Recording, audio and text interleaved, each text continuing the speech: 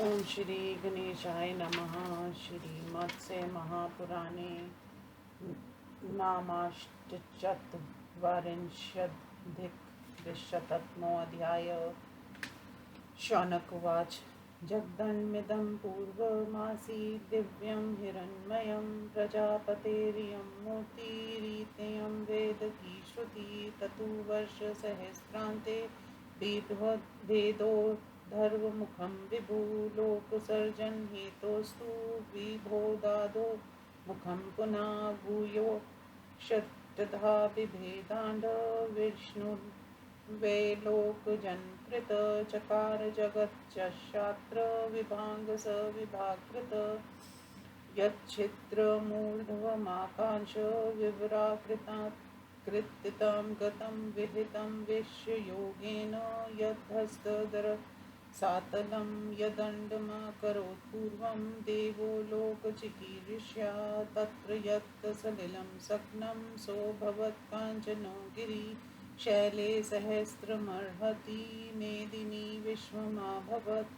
तैक्षपर्वतजालोघे बर्ह्योजनविस्तृते पीडिता गुरुभिर्देवी व्यथिता मेदिनी तदा महामते भूरिफलं दिव्यं नारायणात्मकं हिरण्मयं समुद्रसृज्य तेजो वैजातरूपिणम् अशक्ता वैधारयतु मध्यस्थात् प्रवाश्यत तदा पिण्डमाना भगवतस्तजेतेजसा तस्य साक्षिति पृथ्वी विशन्ति दृष्टा तु तामदो मधुसूदन उदारार्थं मनःचक्रे तस्या वेहितकामया।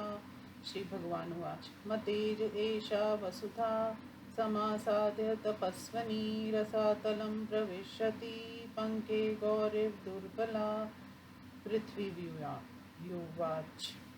त्रिविक्रमायामितविक्रमाय महावराय रहाय सुरोत्तमाय श्रीशाङ्कराचार्य सिद्धाधराय नमोऽस्तु ते देवर प्रसीद।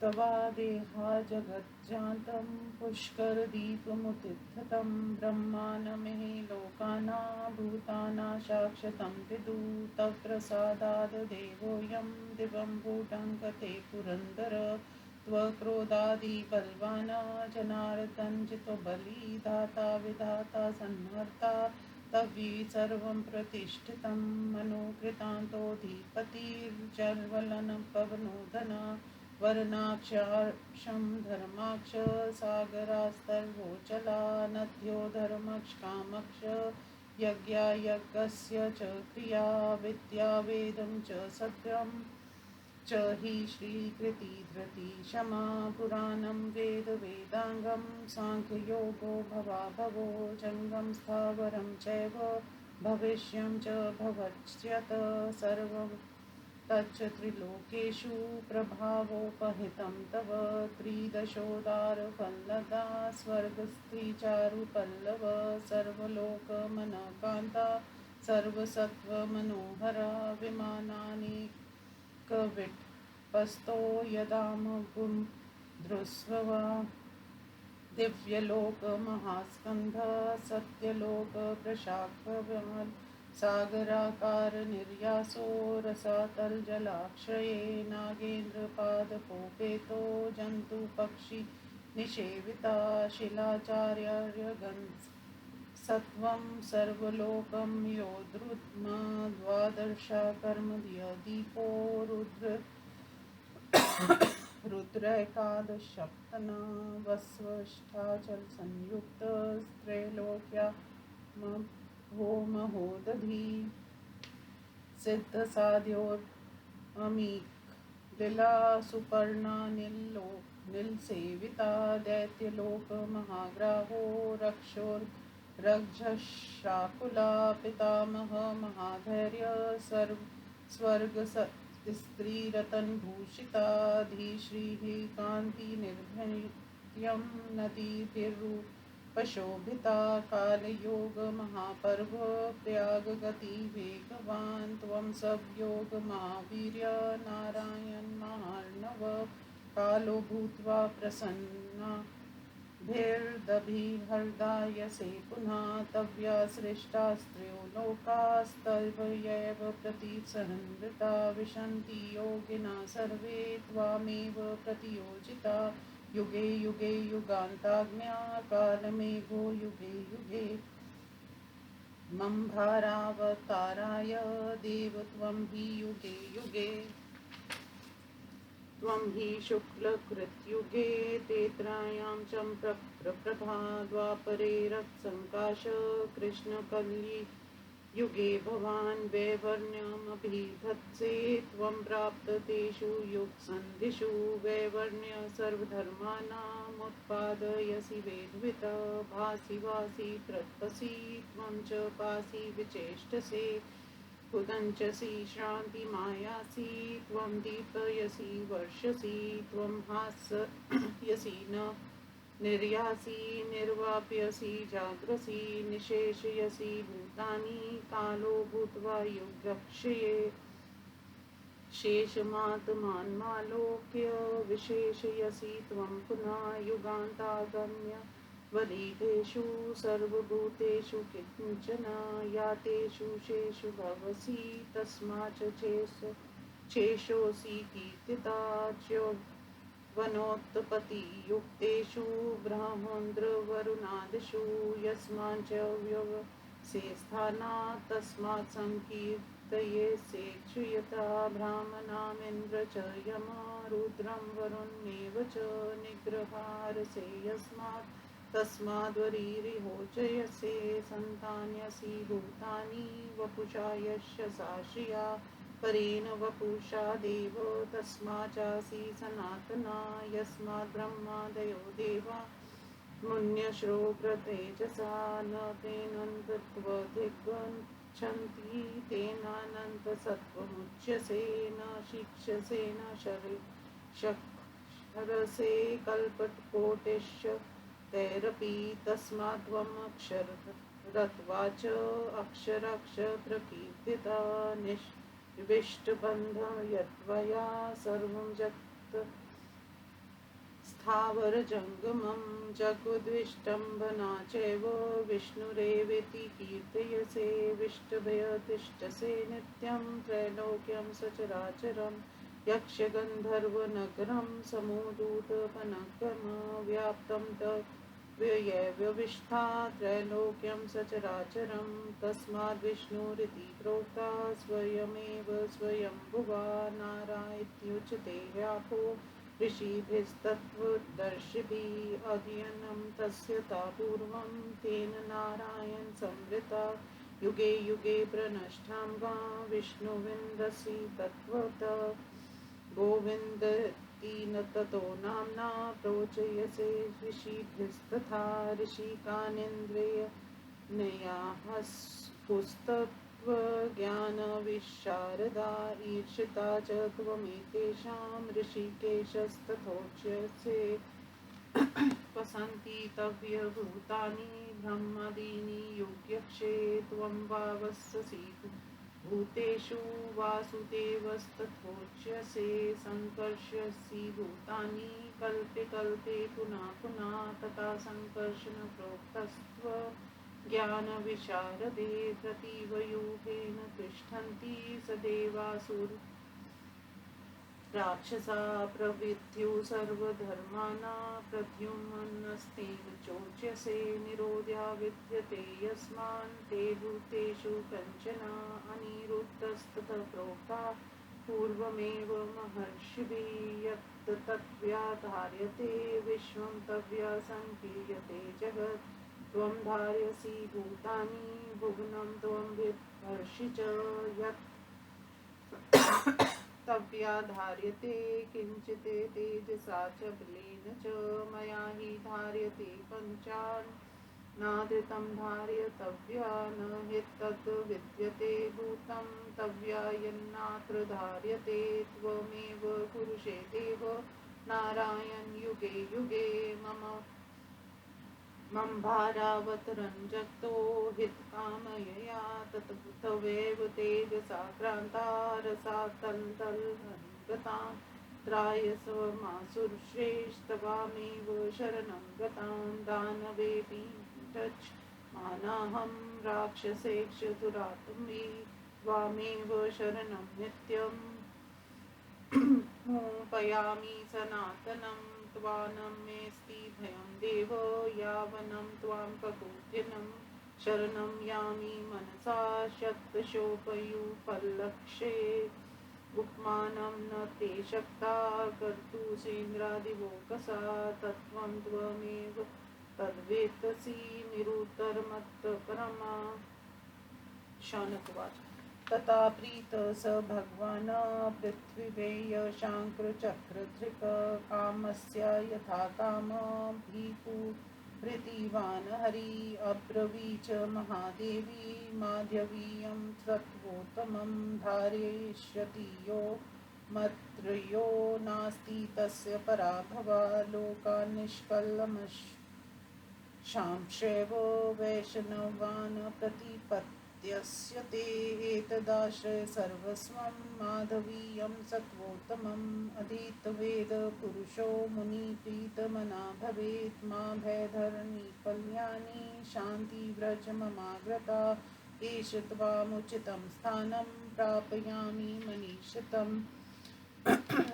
शौनकुवाच ततो महात्मा मनसा दिव्यं रूपमचिन्तयत् किं नु रूपमहं कृत्वा उद्रेयं धरामि मां जलक्रीडारुचिस्तस्माद्वराहं वपुरास्थिता अदृश्यं सर्वभूतानां वाङ्मयं ब्रह्म संस्थितं शतयोजन विस्तीर्णमुच्छ्रितं द्विगुणं तथा नीलजीमूतसङ्काशं मेघस्तनितनीस्वनं गिरिसंहनं भीमं श्वेततीक्ष्णाग्रदं शिटिनं विद्युदग्निप्रतीकाश क्षमादित्यसंतेजसं पीनवृत्तायतस्कन्धं दृप्तशार्दूलकामिनं पीनो न कटिदेशे वृषलशक्नपूजितं रूपमास्थाय विपुलं वाराह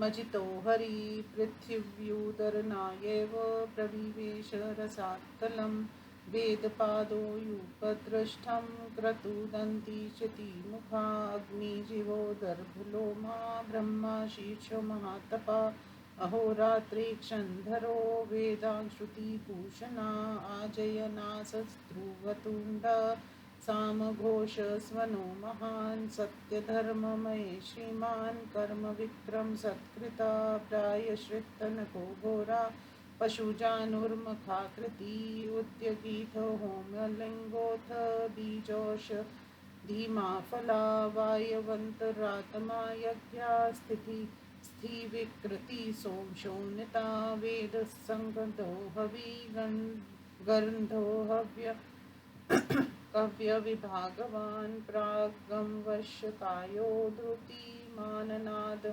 नादीक्षाभिरन्विता दक्षिणाहार्दयो योगी महासत्रमयो महान् उपाकर्मोष्ठरोचका प्रवक्यार्वर्तभूषणा नानाछन्दो गतिपथो गृहोपनिषदासना छायापत्नी सहायो वे मणिशृङ्ग इवोचित रसातलतले मग्ना रसातलतलगताम प्रभुर्लोकहितधार्य द्रष्टाग्रेणो जहाताम तथा स्वस्थानमानये वरा पृथ्वीधरा उमोच पूर्वा मनसा धरितां च वसुन्धरां ततो जगाम निर्वाणं मेदिनी तस्य धारणात् चकार च नमस्कारं तस्मै देवाय शम्भवे एवं यज्ञवराहेण भूत्वा भूतहितार्थिना उदिता पृथ्वी देवी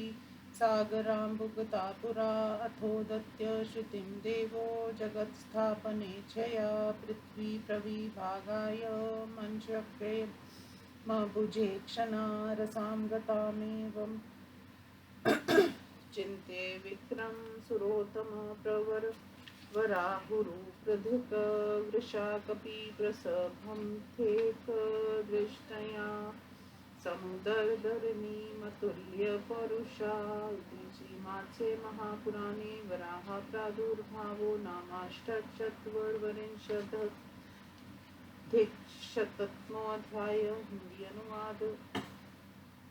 शौनक जी ने कहा, अर्जुन, ये जगत पहले दिव्य हिरण्मय अंड के रूप में था। ये प्रजापति की मूर्ति है, ऐसे ही वेद की श्रुति है। 1000 वर्ष व्यतीत होने पर सर्वव्यापी एवं लोकों के जन्म दाता विष्णु ने उस अंड के ऊर्ध्व मुख का भेदन किया और पुनः लोक सृष्टि के लिए उसके अधोमुख को भी फोड़ दिया। फिर उस अंड को 8 भागों में विभक्त कर दिया। तत्पश्चात विभाग करता विष्णु ने जगत का भी विभाजन किया।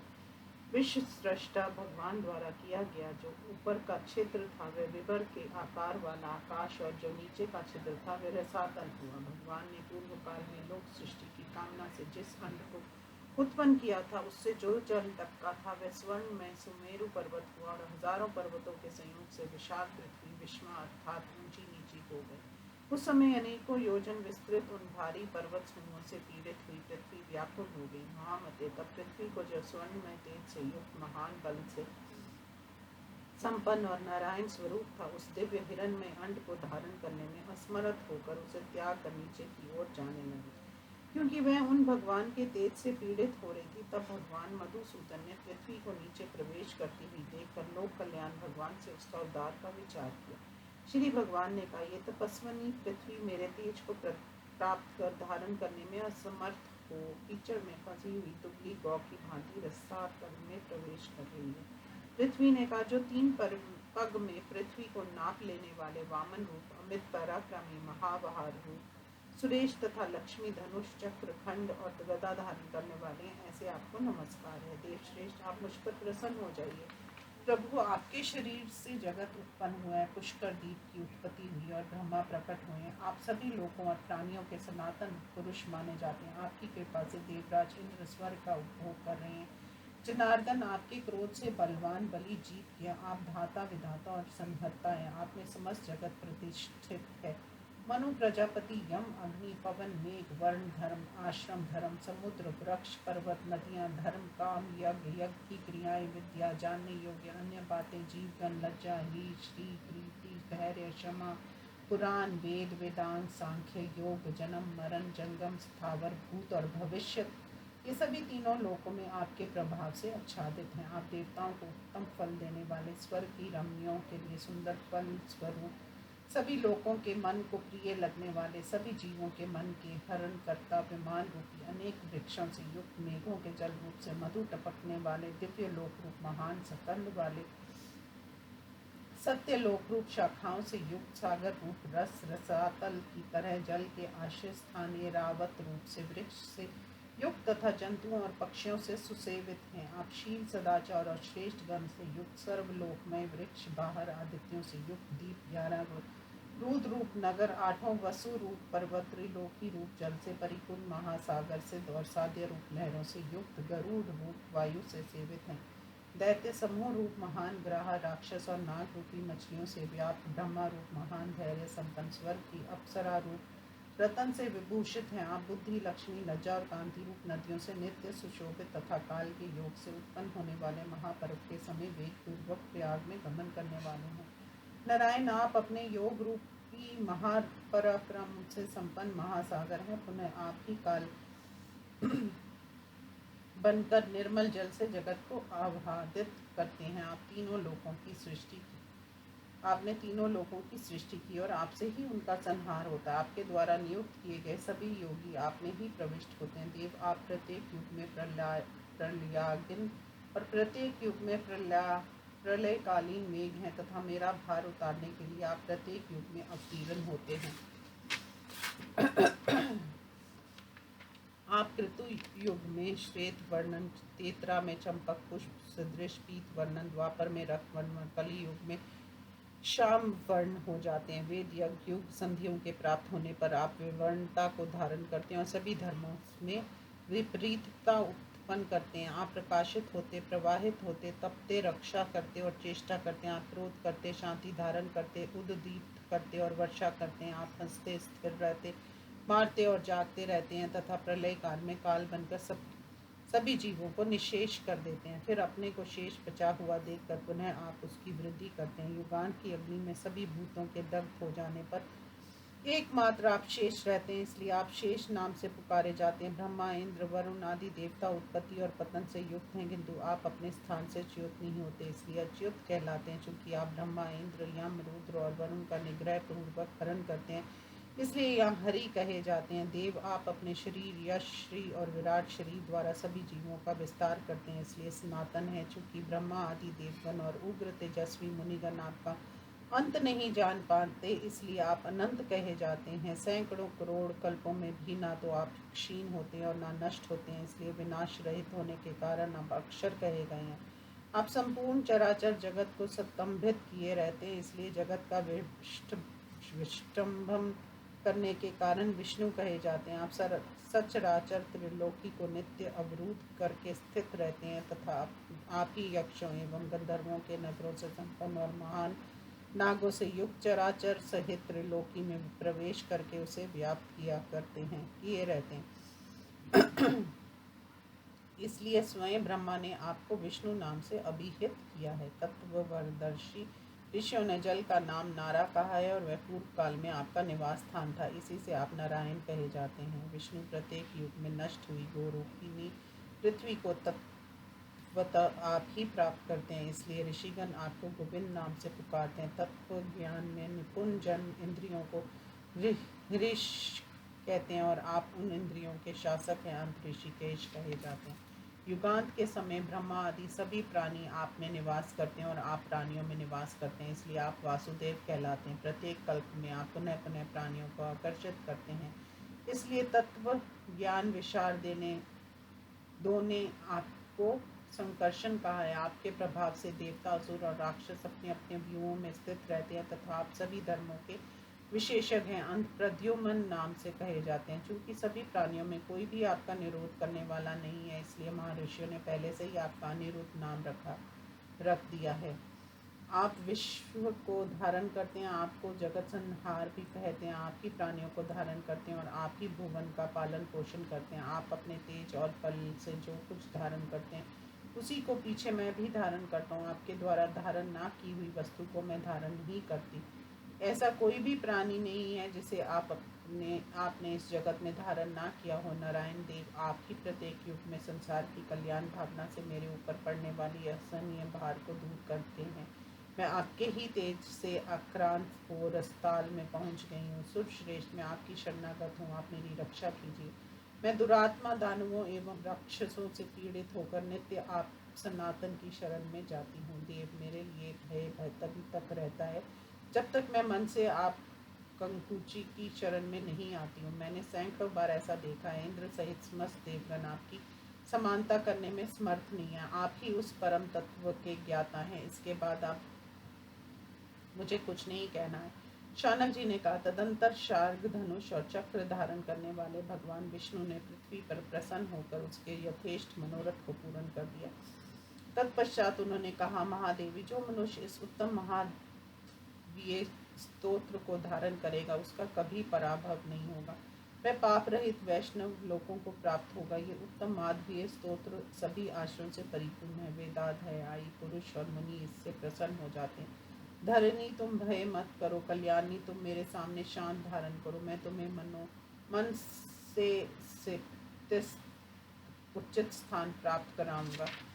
शौनक जी ने कहा, तदंतर भगवान विष्णु मन में दिव्य स्वरूप का चिंतन किया और सोचने लगे कि मैं कौन सा रूप धारण कर इस पृथ्वी का उद्धार करूं। ऐसा सोचते हुए उन्होंने जल क्रीड़ा की रुचि उत्पन्न हो गई, इसलिए उन्होंने शूकर का शरीर धारण किया। वह रूप सभी प्राणियों के लिए अजय, वांग में ब्रह्मा स्वरूप, 100 योजनों में विस्तृत, उससे दुगना ऊंचा, नीले मेघ के समान कांतिमान, मेघों की गड़गड़ाहट के सदृश्य शब्द से युक्त, पर्वत के समान सुदृढ़, भयंकर श्वेत एवं तीखे अग्रभाग वाले दाढ़ों से युक्त, बिजली एवं अग्नि की भांति कांतिमान, सूर्य के समान तेजस्वी, मोटे एवं चौड़े कंधे से सुशोभित, गर्वीले सहन की वाला, मोटे एवं ऊंचे कटी भाग से संपन्न और वृषभ के लक्षणों से युक्त था। तब अजय भगवान विष्णु ने ऐसा विशाल बारह स्वरूप धारण कर पृथ्वी का उद्धार करने के लिए रसातल में प्रवेश किया। उन महातपस्वी भगवान वराह के वेद चारों पैर थे,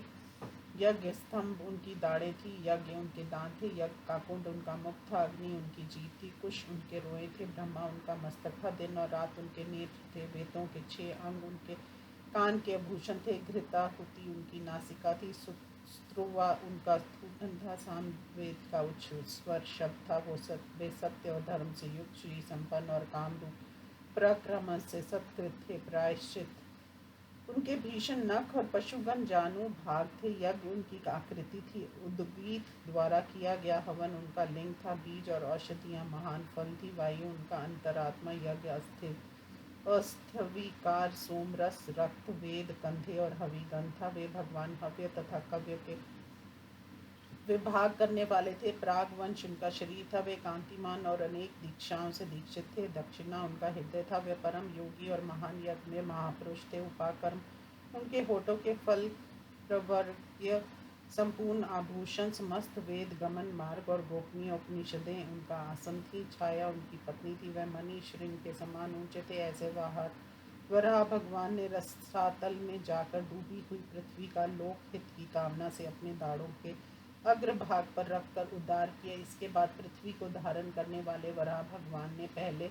मन से धारण की हुई वसुंधरा को अपना स्थान पर लाकर छोड़ दिया। उनके धारण करने से पृथ्वी भी शांत लाभ किया और उन कल्याणकारी भगवान को नमस्कार किया। इस प्रकार पूर्व काल में भगवान ने प्राणियों के हित करने की इच्छा से यज्ञ वाराह रूप धारण कर सागर के जल में निमग्न हुई पृथ्वी देवी का उद्धार किया था। इस प्रकार पृथ्वी का उद्धार कर कमल नयन भगवान विष्णु ने जगत की स्थापना के लिए पृथ्वी को विभक्त करने का विचार किया। इस प्रकार अचिंत्य पराक्रमी अनुपम पुरुषार्थी श्रेष्ठ वराह का रूप धारण करने वाले भगवान वृषाक्ष ने रसातल में गई हुई पृथ्वी का बलपूर्वक अपनी एक दाढ़ द्वारा उद्धार किया था। इस प्रकार श्री मत्स्य महापुराण में वराह प्रादुर्भाव नामक 248वां अध्याय संपूर्ण हुआ। ओम नमः शिवाय।